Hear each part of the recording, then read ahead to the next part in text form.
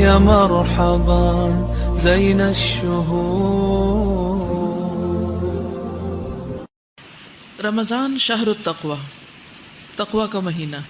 قرآن مجید میں روزے کا اصل مقصد جو بتایا گیا ہے وہ تقوی کا حصول ہے کہ کتب علیکم الصیام کما کتب علی الذین من قبلکم لعلکم تتقون۔ تو ہمیں یہ دیکھتے رہنا ہے اپنے اعمال کو، اپنی گفتگو کو، اپنے رویوں کو، اپنے معاملوں کو دوسروں کے ساتھ کہ کیا واقعی ان میں اللہ کا خوف ہے ہماری گفتگو میں اور ہمارے دوسرے کے ساتھ معاملہ کرنے میں، کیا ہم واقعی اللہ سے ڈر کر بہترین معاملہ کر رہے ہیں یا پھر جو دل میں آئے کہہ دیتے ہیں۔ تقوی کا معنی بچنا ہے۔ روزے کی حالت میں صرف کھانے پینے سے ہی پرہیز کافی نہیں بلکہ ہر قسم کے گناہوں سے بچنا ہے۔ روزے کی حالت میں اگر ہم حلال کھانے پینے سے پرہیز کرتے ہیں تو حرام اور ممنوع کاموں، حتیٰ کہ برے خیالات، منفی سوچوں، بدگمانی، جھوٹ، چغلی، غیبت اور لڑائی جھگڑا وغیرہ سے بھی پرہیز لازم ہے۔ کھانا پینا انسان کے پسندیدہ مشاغل میں سے ہے جس پر کنٹرول بہت مشکل ہوتا ہے، لیکن روزے میں بھوک کا تجربہ انسان کے اندر ایسی قوت پیدا کر دیتا ہے کہ وہ اس قابل ہو سکے کہ اللہ کی خاطر اپنے منفی جذبات کو بھی قابو رکھ سکے۔ یعنی جس طرح انسان اپنی بھوک کو کنٹرول کرتا ہے، ایسے ہی انسان اپنے غصے کو بھی، جھنجھلاہٹ کو، بد اخلاقی کو بھی کنٹرول کرے۔ رسول اللہ صلی اللہ علیہ وسلم نے فرمایا، روزہ صرف کھانا پینا چھوڑنے کا نام نہیں ہے بلکہ روزہ تو لغو یعنی بیہودہ اور بے فائدہ کام اور رفث جنسی خواہشات پر مبنی حرکات اور کلام سے بچنے کا نام ہے۔ لہٰذا اگر تمہیں کوئی دوران روزہ گالی دے یا جہالت کی باتیں کرے تو اس سے کہہ دو کہ میں روزے سے ہوں۔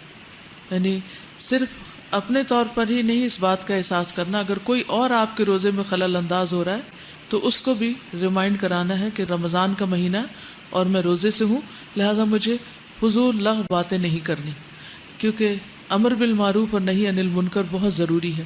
بعض لوگ روزہ رکھ کے روزہ کاٹنے کے لیے یا دن کاٹنے کے لیے بیکار کی ادھر ادھر کی لوگوں کی باتیں شروع کر دیتے ہیں یا دن میں ہونے والے واقعات پہ تبصرے شروع کر دیتے ہیں، تو اس سے بھی پرہیز کرنا ہے۔ رسول اللہ صلی اللہ علیہ وسلم نے فرمایا، بعض روزے داروں کو روزے سے بھوک کے سوا کچھ حاصل نہیں ہوتا اور بعض قیام کرنے والوں کو قیام سے بیداری کے سوا کچھ حاصل نہیں ہوتا۔ یعنی نیت کی خرابی یا اللہ کا ڈر نہ ہونے کی وجہ سے یا اللہ کی خاطر یہ کام نہ کرنے کی وجہ سے، یعنی کوئی بھی اور مقصد اللہ تعالیٰ کو خوش کرنے کے علاوہ ہو تو اس سے پھر فائدہ کچھ نہیں، چاہے ظاہری طور پر انسان کتنی بھی عبادت کرتا رہے۔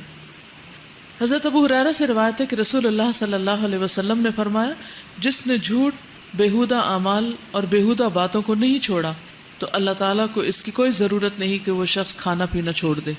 یعنی اللہ تعالیٰ بلکہ الٹا ناراض ہوتے ہیں ایسے شخص سے جو یہ رویہ اختیار کرے۔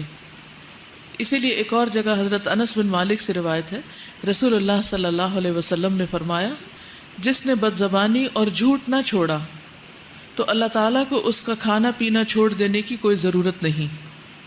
جس نے بد زبانی نہیں چھوڑی، یعنی زبان کا خاص طور پر صحیح استعمال ضروری ہے روزے کی حالت میں۔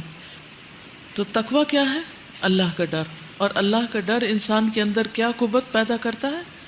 گناہوں سے بچنے کی، اور گناہوں میں زبان کے گناہ، سوچ کے گناہ، ہاتھ کے گناہ، پاؤں کے گناہ، سارے اعضاء کے گناہ سے بچنا ضروری ہے۔ اور ایک لائف چینجنگ ایکسپیرینس ہونا چاہیے یہ رمضان ہمارے لیے، کہ ہماری عادات میں جیسے کھانے پینے کی عادات میں تبدیلی آ رہی ہے، سونے جاگنے کی عادات میں تبدیلی آ رہی ہے، اسی طرح ہماری اخلاقی حالت میں بھی تبدیلی آنی چاہیے بہتری کی طرف۔ ٹھیک ہے، تو یہ ہے تقویٰ کا معنی۔ يا مرحبا زين الشهور.